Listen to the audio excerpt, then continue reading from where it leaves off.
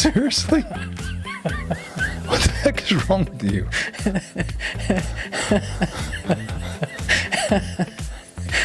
Oh, my goodness. Let's get to the point. Okay, go ahead. Welcome, everyone. So glad you could join us today. Welcome to the Intentional Marriages Podcast. And today we're going to talk about the frustration conversation, one of our favorite processes that's helped our marriage. Yes, and the frustration conversation is the bridge between the pause that we talked about in our last video and the repair, something we'll talk about next week. So for 3 days after our first fight, I was having a conversation, just not with you. For what I remember, you were having a very unhealthy conversation with yourself. Yes, I was the prosecutor, the jury, and the judge, and you were convicted. Amen. I remember that. What happens is, for us tigers, when we get triggered, we go straight to talking. The problem is, we call ourselves tigers and turtle. I'm a tiger. Danielle's a turtle. If you look at one of our past posts on tigers and turtles, that'll make more sense. But as a tiger, when I get triggered and get flooded, I go straight to talking. And unfortunately, I'm in the emotional part of my brain, so it's not the healthiest conversation when I get triggered. Right. And us turtles, we go immediately from trigger to silence. And then we just kind of marinate in our story and stew on it. And we just make up our own story about what's happened. Yeah. And that as tigers, the more that a turtle goes silent, the more aggressive we get. Yes. And the more verbally aggressive you get, the more we shut down. Exactly. And have an even harder time to come back. So this conversation after we've taken a pause is good for both of us. Yeah, so the first thing as a tiger, the most important thing for me to do is to pause before I say something I'm going to have to apologize for. And then for you turtles, it's necessary for us to also pause and have this frustration conversation with ourselves, but it's on us to come back to the conversation because that's what we're guilty of not doing, is coming back. Yeah. So unfortunately, even if people are good at pausing and good at coming back, what they do in between, it can be a huge challenge, right? And so we call that having the frustration conversation with ourselves, which is a healthy conversation, right? Instead of ruminating on what the other person did wrong or what we didn't like they did or what we disagreed with them about. Right. And this isn't therapy speak. This is just understand what you're feeling. And it's not just what your spouse did. And that's the key that we want to help you uncover in this conversation. Yeah, because instead of ruminating on what they did wrong, which just keeps us flooded, and then when we come back, we're just as flooded as when we left, right? We're just as upset. We're so focused on what they did wrong, how we're going to blame them for what they did or blame them for our feelings. So this frustration conversation is a great way for us to learn to own our role in our frustrations. Right, because the rumination, you can create an airtight case about what your spouse did, and they end up being, you're the victim and they're the villain. And none of that information is exchanged or shared. And I think part of the fear for us turtles, we're so conditioned to seek safety going away from the person. It's really hard to come back. And all I want to do is ruminate on what he did wrong, how he hurt my feelings, how he did the wrong thing. And there needs to be an exchange of information. And again, this conversation helps us uncover what we're really feeling. Yes, you feel frustrated and angry, but those are secondary emotions. We want to get down to the lower emotions of, feeling possibly unloved or unworthy. Yeah, so let's walk you through what is the frustration conversation. As Danielle said, the first thing we want to do is we want to ask ourselves, okay, what am I feeling? Right? And our brain's going to answer, well, I'm mad, or I'm frustrated, or I'm hurt. Right? These, as Danielle said, are high-level primary emotions. And as we kind of go through and dig down to get to the root emotions, we got to go through different layers. And our brain will fight this, right? And so we ask ourselves, what am I feeling? Well, I'm feeling angry. Okay, Russ, what else am I feeling? And we encourage everyone to get the feelings wheel out. You can go to feelingswheel.com.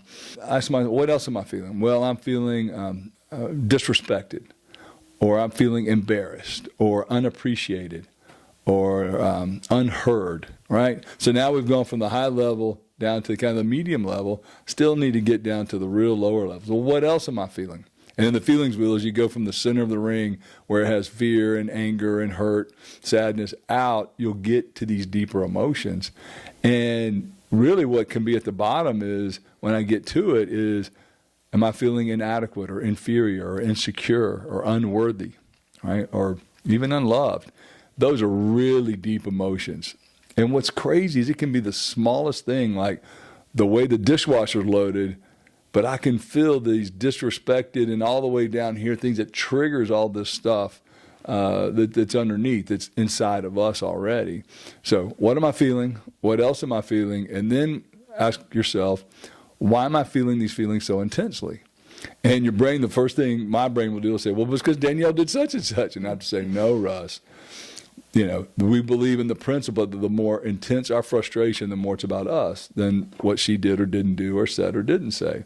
So I have to say, no, Russ, for me to be this frustrated, it has to be more about me. And then it always ends up that in some way I don't feel good enough, right? That whatever's happening, if I'm feeling disrespected or embarrassed or what have you, is really I'm feeling like I'm a bad husband, like there's something wrong with me, that I can't be good enough.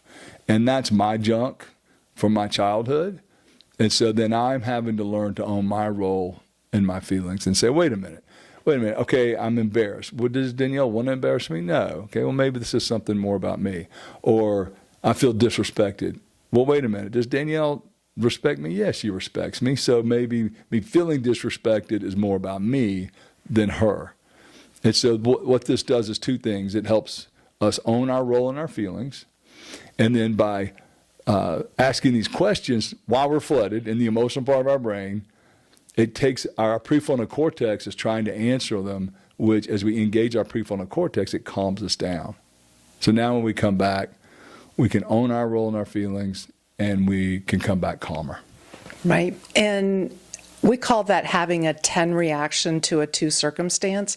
I'm the king. Used to be the king of that. And the circumstance could be a 5 circumstance, but the point is you're not letting your spouse off the hook with this exercise. You are looking at owning your part of what's happening, because for your frustration to be so intense, there's a role that you play in that. And for example, in episode 3, we looked at the top relational needs.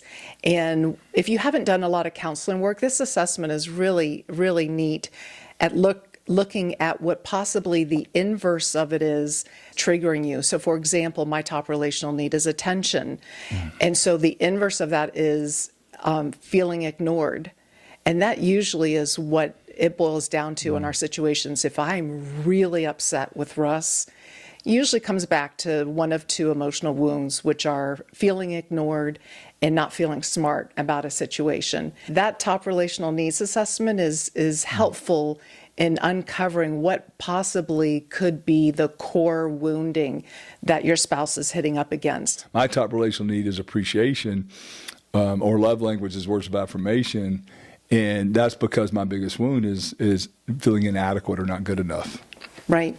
I think we get some pushback from people on, well, I don't want to have to take like 70% of the blame and they only get 30%. We're just saying don't go back with your spouse taking 100% of the blame and you 0. Right. Like, do some honest work and own your part of this.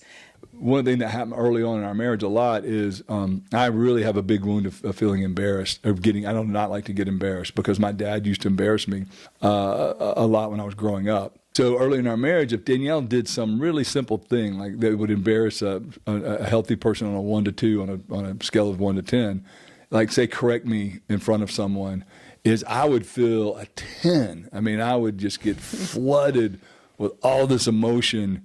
Like the world was coming to an end because she did this one little thing to embarrass me. Like it was Tuesday instead of Thursday. Yeah, and so what that was is my subconscious was remembering from the way I felt as a child when I would get embarrassed and would flood me with all that feeling. We talked about this on a previous episode about how the brain and nervous system works, so please go check that out on the amygdala. What would happen is I would react like she caused this horrific feeling of embarrassment when she was only responsible for 10% of it or 20% of it. The extreme overreaction or the 10 reaction to that 2 circumstance was because of me, right? Well, it was because of my big wound of embarrassment. Again, the more intense your frustration, there is a role that you're playing in this tension that you're feeling with your spouse. Yeah. Another big thing is when you're having this conversation with yourself, because we want you to come back within 24 hours from when the tension happened and try to repair it or discuss it or work it out, is remember when you come back, the goal is to fight to understand each other, not fight to win or be right, not to come back and blame the other person for all of your feelings, not to come back and try to convince them they did something wrong and you didn't do anything. It's versus try to understand each other, fight to understand versus fighting to win. Right, because this exercise helps you get your feelings in order. Because you're not going to do it successfully in the moment. That's why we want you to pause, like we talked about in our last episode. Go have this conversation with yourself and then do the repair, because your repair will be so much more successful and productive. And it will help us tigers, when we come back to the repair, be much more emotionally safe. Because it's hard for turtles to come back to the repair because they're afraid that the tiger's not going to be emotionally safe.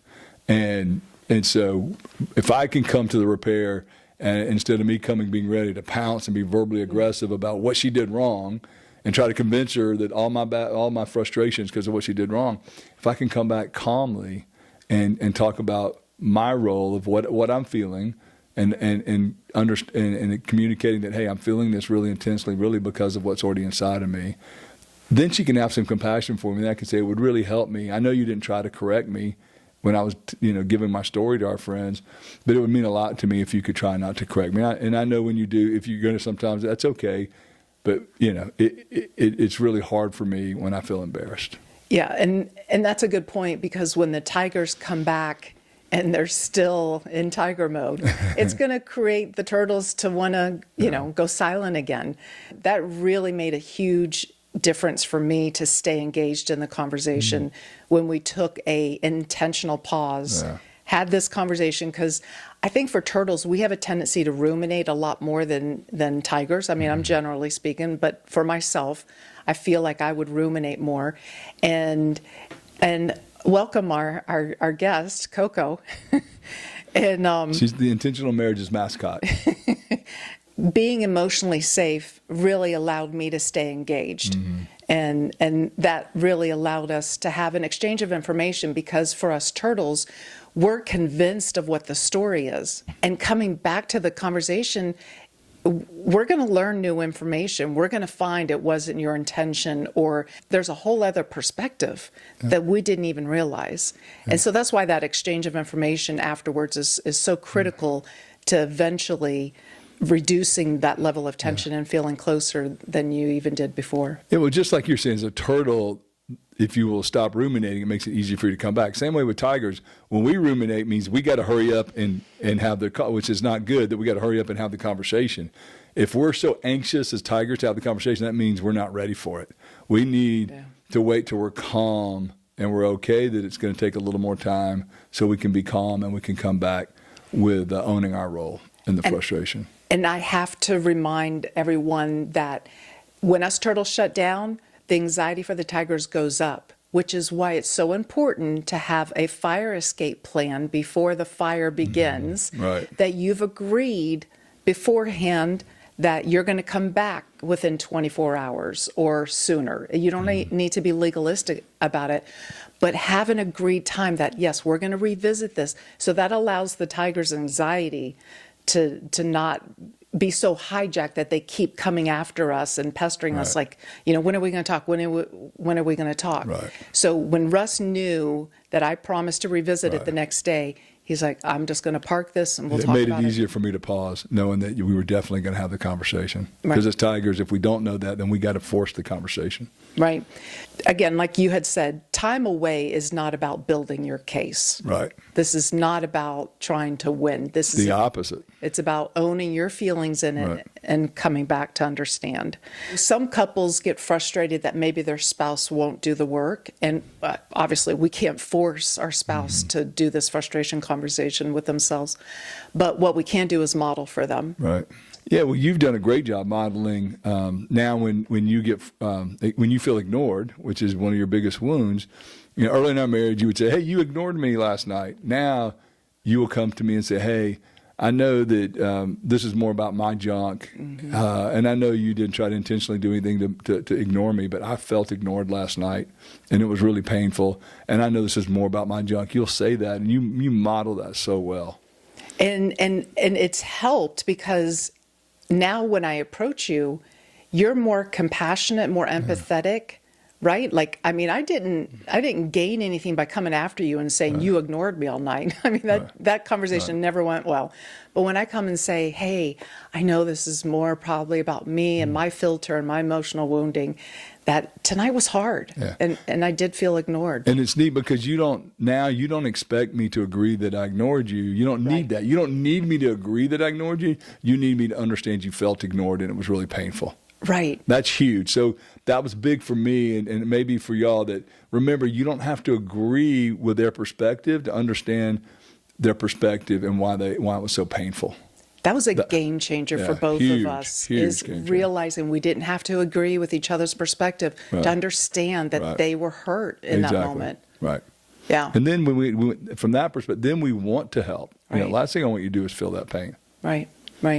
And I do want to add on that this emotional wounding of feeling ignored or not smart sometimes, it's actually softened over the years because of this paradigm shift that we've come across in our relationship. So I just want to say how powerful it is. I don't think these emotional woundings on this side of heaven will ever get healed or, They get better and they get some healing if we do the work, but they don't ever get completely healed. Yeah, but the beautiful part is the role that Russ has played in softening it. And vice versa. Yeah. Well, good. So our takeaways. So for next week, we're going to talk about, now that you've had this frustration conversation, how do you come back and express it and do the repair, which we'll go into detail next week. Oh, the repair is such a great process. Great. Well, sorry. So remember, fight to understand versus fight to win. Remember, the more intense your frustration, the more it's about you than your spouse. And remember to ask yourself the questions: what am I feeling? What else am I feeling? Why am I feeling them so intensely? And it can't be about your spouse. It's got to be, why am I feeling them so intensely? And when in my past, when I was growing up, did I feel these things? And then you're able to correlate your current frustration to past hurt from growing up. Right. So thank you for joining us. And remember, for an extraordinary marriage, be intentional. See you next time.